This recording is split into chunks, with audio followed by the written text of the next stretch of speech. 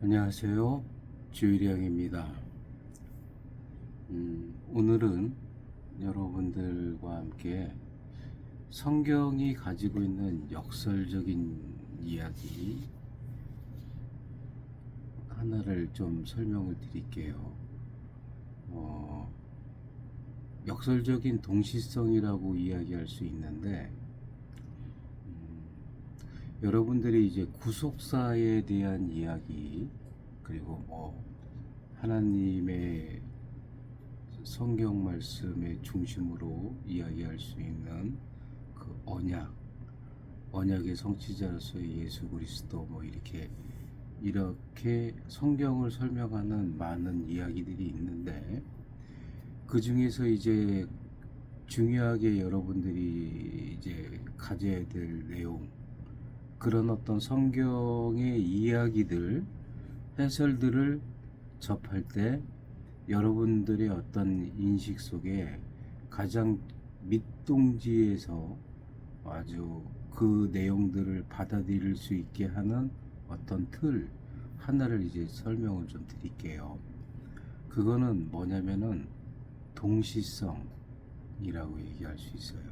뭐냐면 타락과 동시에 구원이 있었고, 구원과 동시에 언제나 인간의 어떤 타락이 있었다라는 이야기죠.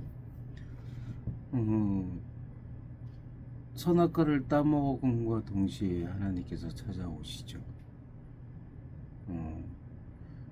또한 홍수 심판을 지나자마자 노아의 아들들이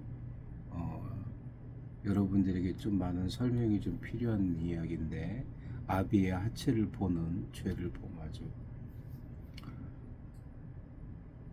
하나님의 이적적인 구원의 내용이 있음에도 불구하고 광야에서 끊임없이 이제 타락하는 백성들의 이야기가 수없이 반복되는 게 광야의 여정이잖아요. 그런 식으로 항상 보면 구속사라고 이야기하는 구속의 역사 속에서 보면 타락과 동시에 늘 구원이 있었고, 구원이 있는 동시에 늘 타락이 있었다라는 내용이 반복되어지고 있다는 것이죠. 그 타락과 구원의 그 어떤 그 접점, 그 기준이 되어지는 것으로서는 성경은 이제 언약이라고 얘기를 해요. 근데 이제 먼저 타락과 동시에 구속이 있었다라는 내용이 왜 여러분들에게 중요한 인식의 기초가 되어야 되냐면은, 늘 인간은 구속의 역사, 구속사 속에서 늘 그 존재적으로, 아니면 그 인간의 어떤 성향 자체에서의 어떤 이중적인으로 갈등하는 존재로 인간을 그려내고 있거든요.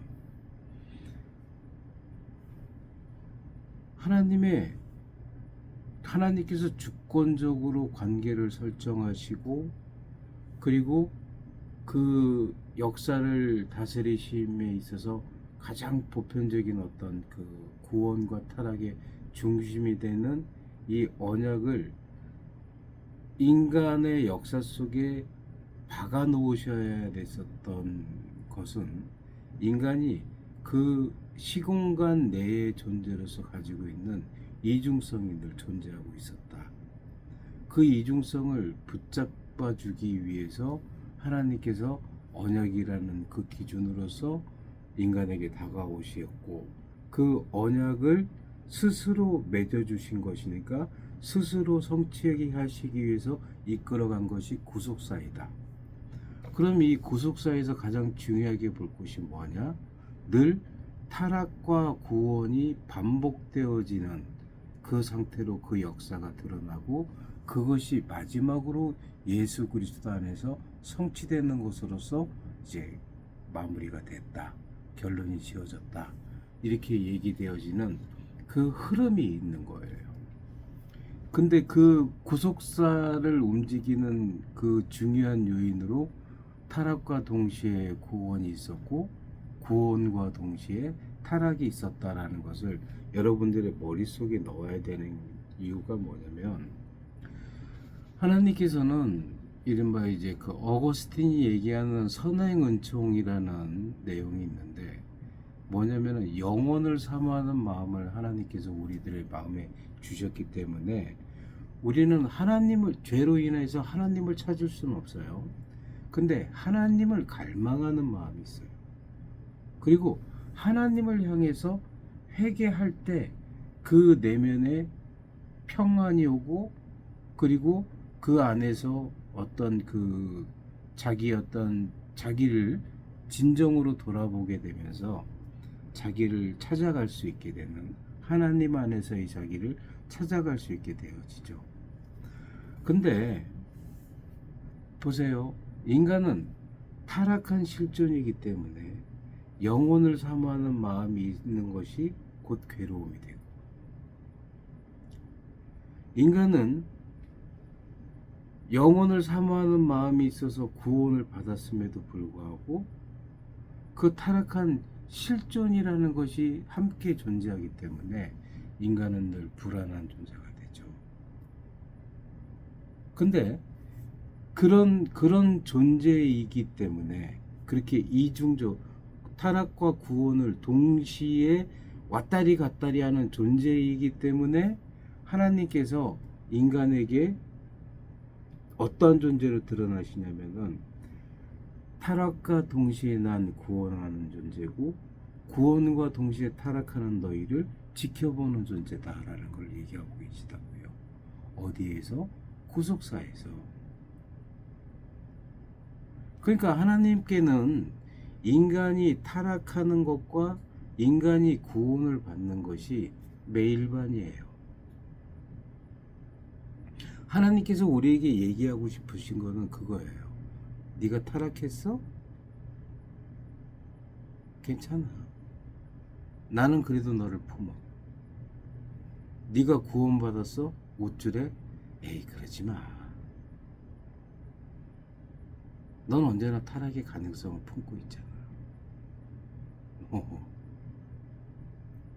하나님께는 낮이나 밤이 매일반인 것처럼, 동이 서에서 먼 게 아니라 동이나 서나 하나님께는 매일반인 것처럼, 구원받은 자이든 구원받은 자에서 타락해 내려가든 타락한 존재에서 구원받은 자든 그 사람을 향하고 그 사람을 품고자 하는 하나님의 사랑과 긍휼은 매일반이라는 거예요. 그러니까 하나님 안에서는 구원과 타락이 나뉘어지지 않는 존재로서 너가 있다라는 걸 얘기하는 거고, 그런 너를 위해서 내가 구원의 역사를 행하고 있는 것이다 하는 것을 이야기해 주고 계시는 거죠.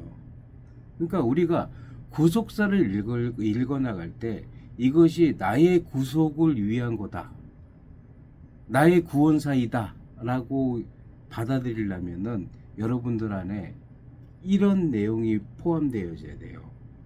하나님의 역설적인 동시성. 이 역설적인 동시성을 여러분들이 품을 때 여러분들이 가지고 있는 내적인 어떤 갈등, 불안, 그리고 여러분들의 실존 자체가, 여러분이 아무리 영혼을 사모하는 마음이 있다 할지라도 여러분들이 현재가 타락한 그 현재이기 때문에 그 영혼을 사모하는 마음을 괴롭히고 갈등을 일으키는 것은 언제나 변함없이 있을 것이란 말이에요. 그러니까 인간은 늘 이중적인 존재로서 존재하죠. 시공간의 한계 내에서, 인간은 시공간의 한계 내에서 이중성을 가지고 그 갈등적인 구조 속에서 살아갈 수밖에 없다라는 거예요. 그러나 이 우리가 이중적으로 나눌 수 있는 그 접점으로서 하나님의 언약이 있는데, 그 언약을 성취하신 분께서 이제 임마누엘로서 여러분들과 함께하는 하나님이 되어주심으로써 여러분들의 어떤 시공간적으로 이중적인 그 내용 속에서 여러분들이 영원에 잇대어진 존재로서 영원하신 하나님과 함께하는 삶을 살고 있다라는 것. 이것으로서 여러분들의 내적인 모든 갈등이 해결되어질 수 있는 것이다라는 것을 비춰주고 있는 것이라고요.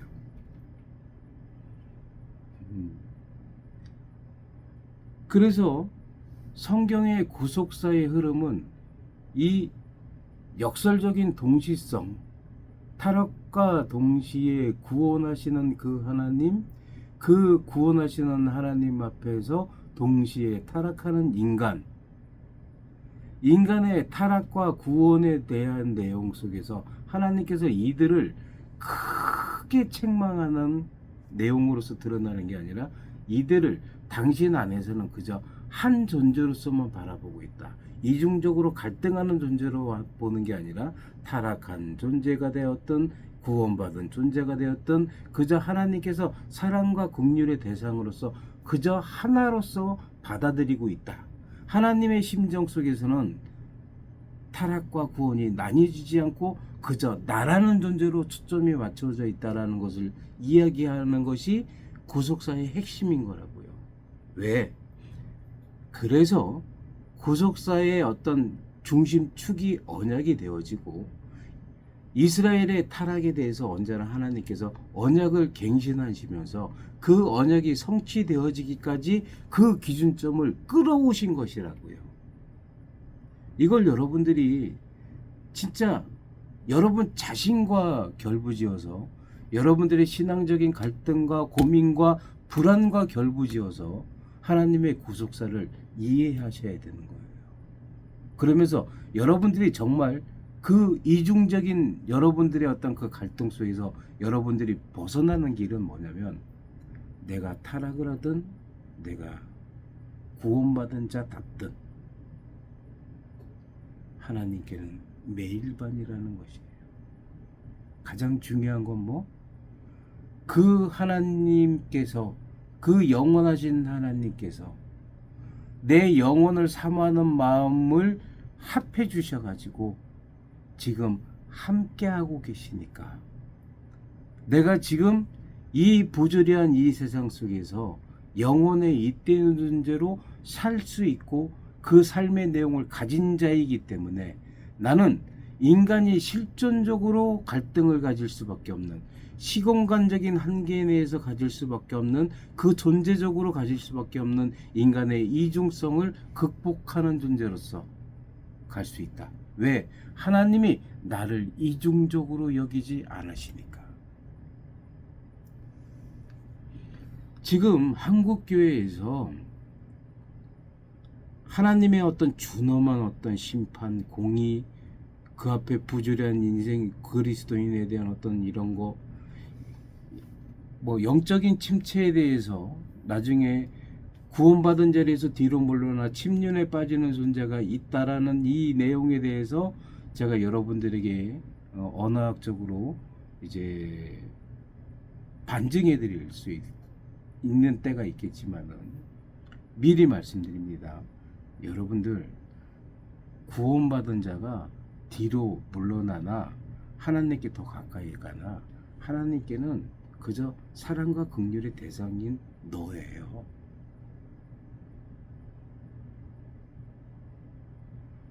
우린 이걸 너무 쉽게 생각하는 것 같아요. 아니요.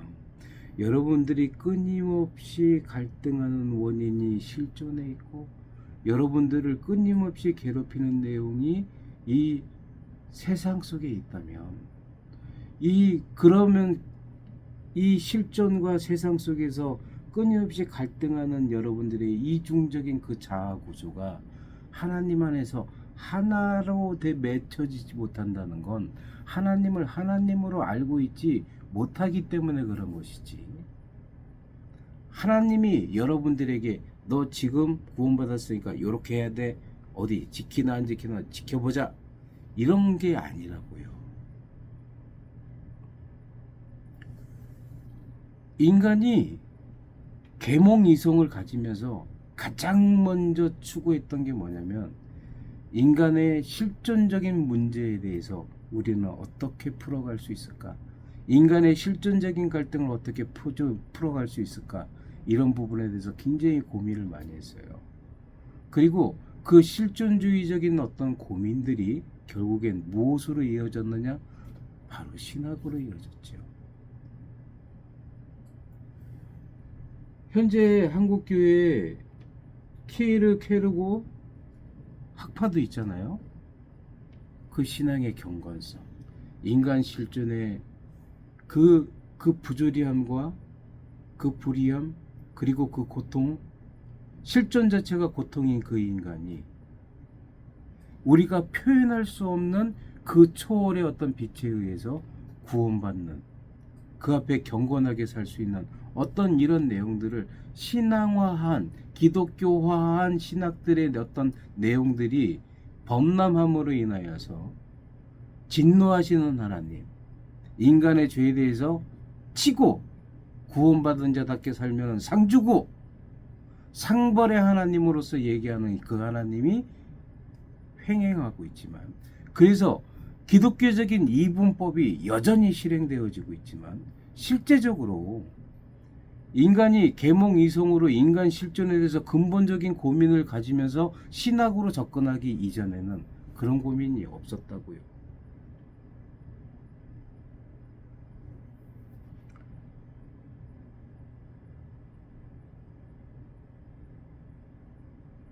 인간 존재의 이중성, 구원 역사의 이중성, 거기에 인간의 불안과 두려움과 의심과 혼돈이 자리하고 있죠. 그런 인간들을 하나님께서 바라보실 때 늘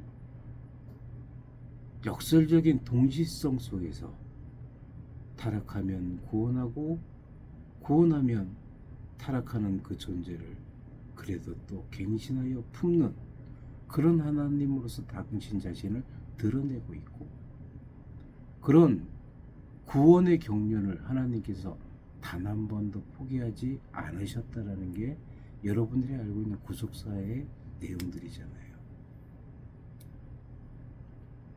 그래서 언약은 타락과 구원의 동시성이 하나님 안에서 갈리지 않는다는 사실을 이야기해 주면서, 왜? 언약의 갱신들을 통해서 그 은혜성을 이야기해 주면서 시공간적인 존재인 이 인간이 죄와 연약함에도 불구하고 영원하신 하나님과 동행하며 영원의 잇대는 존재로 살게 되어지는 그 역사를 하나님께서 이루신다라는 내용에 우리들의 온 마음이 기울어지도록 두셨다고요. 그래서 그 언약은 구속사의 핵심적인 기준이 되어지고, 그 기준은 하나님께 품어진 심정, 하나님의 사랑의 중심인 거예요. 그래서 여러분들이 이루 가든 일루 가든 하나님은 당신의 뜻대로 이끌어 가실 것이 분명하시다라는 것을 우리는 인정할 수 있어야 됩니다. 그게 성경을 공부하는 목적이에요. 하나님께서 성경으로 말씀해 주신 그 내용이라고요.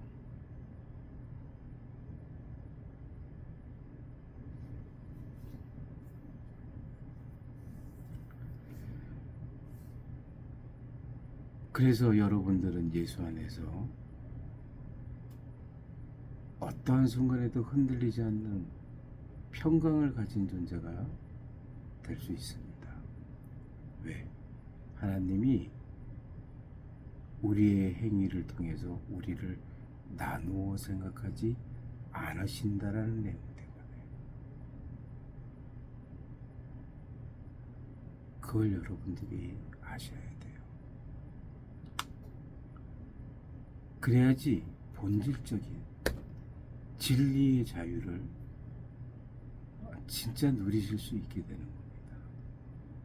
방종 아니에요. 근데 그딴 식으로 너무 쉽게 가지 맙시다.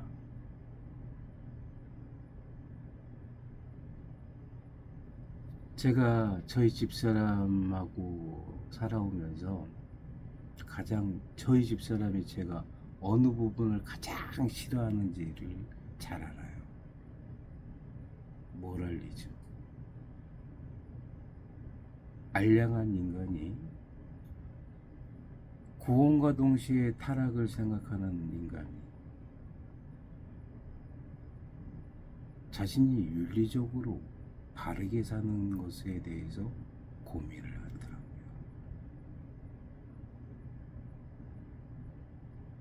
그러면은 하나님의 말씀은 지키면 살고 안 지키면 죽습니까?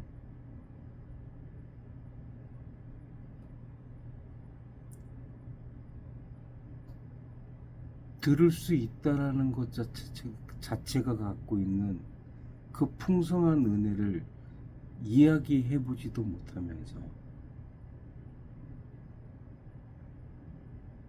내가 하나님 말씀을 다 지켜야 된다라는 그 강압을 내가 견디어내면 훌륭한 사람이고 구원받은 자답다고 생각하는 그 교만함은 어디서 나오는 건가요? 하나님에 대해서 무지하니까 그런 것 같습니다. 사변적인 기독교가 있고 사유적인 기독교가 있습니다.